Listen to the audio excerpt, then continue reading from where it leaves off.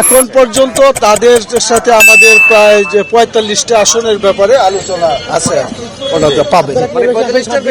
ওনারা কয়টা চাচ্ছে? সেটা ওনাদের চাওয়া তো সব দলেরই, শুনেন, এটা কোনো দলের এই চাওয়া পাওয়াটা ঠিকভাবে দেওয়া যাচ্ছে না, কারণ প্রত্যেক দলের এই যে চাহিদা আসন মাত্র ৩০০, সেই চাহিদাকে পূরণ করা যাচ্ছে না। সুতরাং এটা মনে করতে হবে আমাদের ঐক্যের স্বার্থে প্রত্যেকের নিজের চাহিদাকে কিছুটা কুরবানি দিতে হবে। ওনারা ১০০ প্রাথমিক পর্যায়ে বলেছিল, তারপরে সেটাকে ৮০ও বলা হয়েছে, কখনো কখনো এটা নিয়ে আলোচনা হয়েছে, কম বেশি হয়েছে। আমার মনে হয় না আসন সংখ্যাটা এখানে খুব বেশি গুরুত্বপূর্ণ, কিছু পারস্পরিক বোঝাপড়াটা গুরুত্বপূর্ণ।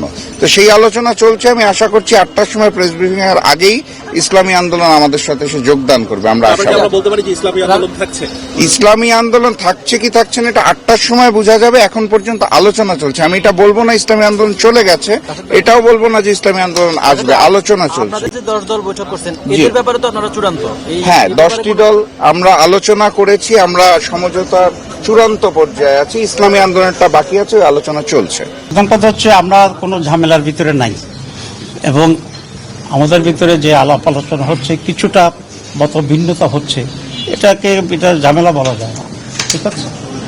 আর 2 নম্বর হচ্ছে আমরা রাত 8টায় কথা বলবো।